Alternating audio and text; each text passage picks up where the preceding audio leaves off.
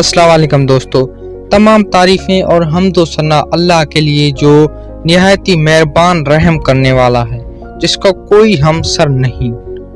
आज हम आपको मोहसिन पाकिस्तान डॉक्टर अब्दुल कदीर खान के बारे में मुख्तसर बताने की कोशिश करेंगे। डॉक्टर अब्दुल कदीर खान के वालिद साहब का नाम अब्दुल गफूर था। वो पठान कबीले से ताल्लुक़ रखता था। वो 1 अप्रैल 1936 को हिंदुस्तान के शहर भोपाल में पैदा हुए। इब्तदाई तालीम हिंदुस्तान में ही हासिल की।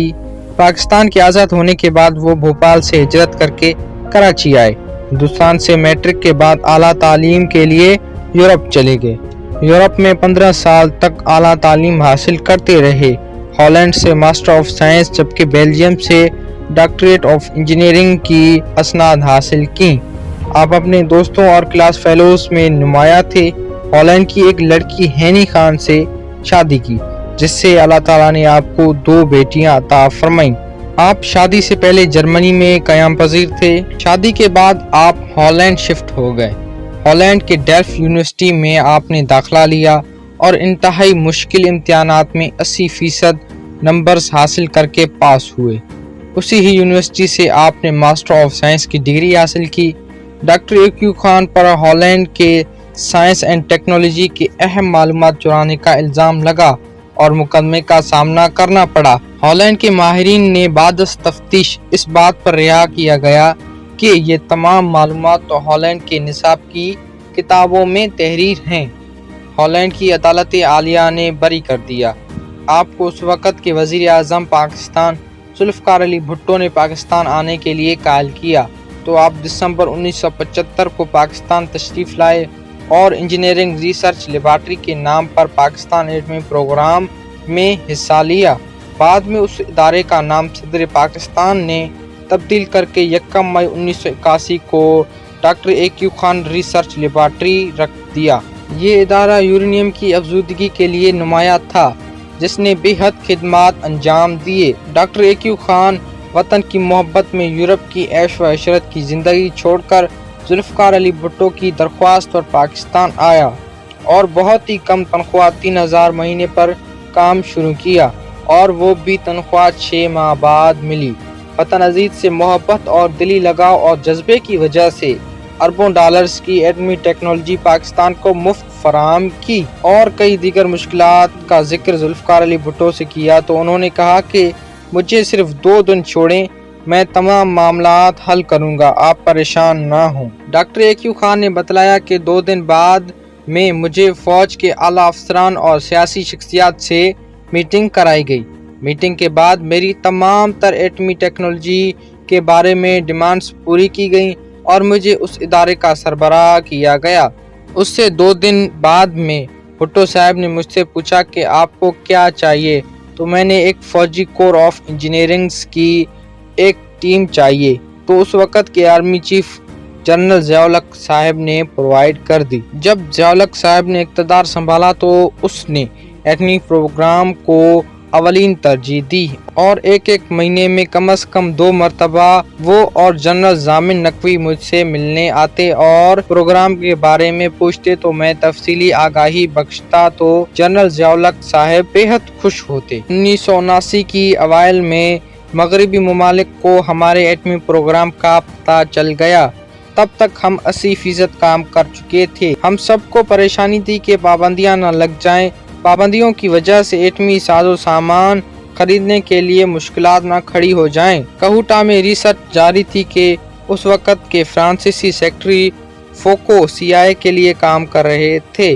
बगैर इजाज़त के उस इलाके में दाखिल हो गए तो जनरल ज़िया-उल-हक ने अपने एक मातहत फौजी अफसर को हुक्म देकर उसकी अच्छी छितरोल करवाई और बाद में उसको राजी भी किया गया। डॉक्टर ए.क्यू. खान के मुताबिक पाकिस्तान ने एटमी टेक्नोलॉजी यानी एटम बम 1984 में ही तैयार कर लिया था और कई छोटे बड़े खुफिया तजुर्बे भी किए जो कामयाब रहे।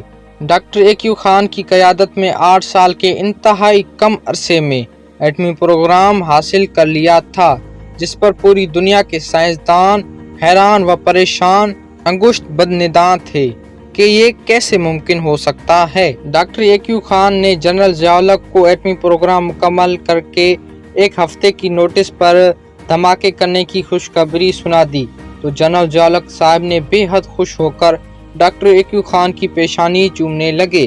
بالآخر 28 مئی 1998 کو ہندوستان کے 5 ایٹمی دھماکوں کے جواب میں چاغی کے مقام پر 6 ایٹمی دھماکے کر کے پاکستان کو ناقابل تسخیر بنا دیا، جس پر ڈاکٹر ایکیو خان کو محسن پاکستان کا لقب ملا۔ دنیا کے ہر بچے، بوڑھے، دوست و دشمن کی زبان پر ڈاکٹر ایکیو خان کا ہی نام تھا۔ امریکہ اور مغربی ممالک نے پاکستان کے ایٹم بم کو اسلامی بم کا نام دے دیا اور ڈاکٹر ایکیو خان نے خوشی خوشی قبول کر لیا۔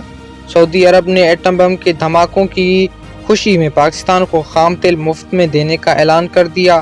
28 مئی 1998 کے بعد انڈیا نے جب بھی پاکستان کے ساتھ جنگ کرنے کی دھمکی دی تو ڈاکٹر ایکیو خان نے جواب میں وارننگ دی کہ ہم پورے انڈیا کو 30 سے 45 منٹ میں اور اس کے ہر ایک شہر کو 2 مرتبہ تباہ کر سکتے ہیں۔ جنرل پرویز مشرف کے دور میں ڈاکٹر ایکیو خان اور امریکہ اور CIA نے الزام لگایا کہ پاکستان کے ایٹمی پروگرام کے کاغذات لیک ہو کر دہشت گردوں کے ہاتھ لگ گئے ہیں۔ انچارج CIA نے بطور ثبوت وہ کاغذات جنرل پرویز مشرف کو دکھا بھی دیے تھے، جس پر پرویز مشرف حیران ہو گیا اور بعد میں ڈاکٹر ایکیو خان کو قوم سے معافی مانگنا پڑی۔ جنرل مشرف نے ایکیو خان کو نظر بند کر دیا۔ نظر بندی سے ایکیو خان کو دلی رنج اور دکھ ہوا۔ وہی دکھ ڈاکٹر ایکیو خان نے اپنے شعر میں یوں بیان کیا ہے کہ اس ملک کے بے مثال نے ایک مجھ کو چھوڑ کر ہر شخص بے مثال ہے اور باکمال ہے۔ گزر تو خیر گئی ہے تیری حیات قدیر، ستم ظریف مگر کوفیوں میں گزری ہے۔ بعد میں جنرل مشرف کا کہنا تھا کہ نظر بندی صرف اس لیے کی گئی تھی کہ ڈاکٹر ایکیو خان صاحب کو اس وقت دنیا کے خفیہ ایجنسیوں موساد را CIA سے جان کا خطرہ تھا، مگر ڈاکٹر ایکیو خان کا احترام کبھی بھی کسی پاکستانی فوجی یا سول افسران یا سیاسی لیڈر کے دلوں سے کم نہ ہوئی اور وہ ہمیشہ پاکستان کے ہیرو تصور ہوتے تھے۔ پاکستانی عوام تو حد درجے کے محبت اور ڈاکٹر ایکیو خان کا احترام کرتے تھے اور کرتے ہیں۔ ایسی محبت اور احترام قائد اعظم محمد علی جناح صاحب کے بعد ڈاکٹر ایکیو خان کے لیے ہی ہے۔ اسلامی دنیا اور پاکستانی عوام کی دلوں میں ڈاکٹر ایکیو خان کی محبت پاکستان کی طرح ناقابل تسخیر ہے۔ خان کو 1989 میں صدر پاکستان نے ہلالی امتیاز کے تمغے سے نوازا۔ 1993 میں کراچی یونیورسٹی نے ڈاکٹر ایکیو خان کو ڈاکٹریٹ آف سائنس کی اعزازی سند سے نوازا۔ 14 اگست 1996 میں صدر پاکستان فاروق لغاری نے پاکستان کے سب سے بڑے سول اعزاز نشان ممتاز سے نوازا۔ ان کی خدمت کے اعتراف میں ریاست پاکستان نے پاکستان کے 3 اعلیٰ ترین اعزازات سے نوازا ہے۔ آج تک کسی کو بھی یہ شرف حاصل نہیں ہوا ہے۔ آپ نے 150 سے زیادہ سائنسی تحقیقاتی مضامین بھی تحریر کی۔ ڈاکٹر ایکیو خان سے سوال پوچھا گیا، آپ تو نرم دل اور انسان دوست تو ہیں، جو آپ نے ایٹم بم بنایا وہ تو تباہ ہی کرتا ہے، تو محسن پاکستان کا جواب تھا کہ میں نے آپ سے عرض کیا کہ ایٹم بم کا مقصد یہ ہے خونریزی روکنا، پاکستانی عوام کو حفاظت دینا۔ اس کا مقصد صرف یہ تھا کہ آپ محفوظ رہیں اور اپنی معاشی ترقی پر دھیان دیں۔ انسانی ہمدردی کی بنا پر اس نے لاہور میں ڈاکٹر ایکیو خان ہاسپٹل بنوایا، جو انٹرنیشنل سہولیات کے حامل ہاسپٹل ہے، اور کئی فری اسکولز و کالج ڈاکٹر ایکیو خان کے نام سے چل رہی ہیں۔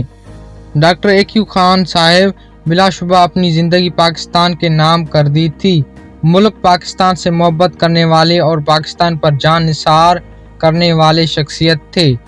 ڈاکٹر ایکیو خان 86 سال کی عمر میں 10 اکتوبر 2021 کو پھیپھڑوں کے مرض میں مبتلا ہو کر جان بر نہ ہو سکے اور اپنے خالق کی حقیقی سے جا ملے۔ ان کی نماز جنازہ فیصل مسجد میں ادا کی گئی۔ اس کے جسد خاکی کو H8 اسلام آباد میں سپرد خاک کر دیا گیا۔ ڈاکٹر قدیر خان محسن پاکستان ہیں، ہمارے ہیرو ہیں۔ یقیناً ہم سب پاکستانیوں پر ڈاکٹر ایکیو خان کا احسان رہے گا۔ اللہ پاک ڈاکٹر ایکیو خان کو جنت الفردوس میں اعلیٰ مقام عطا فرمائے، آمین ثم آمین۔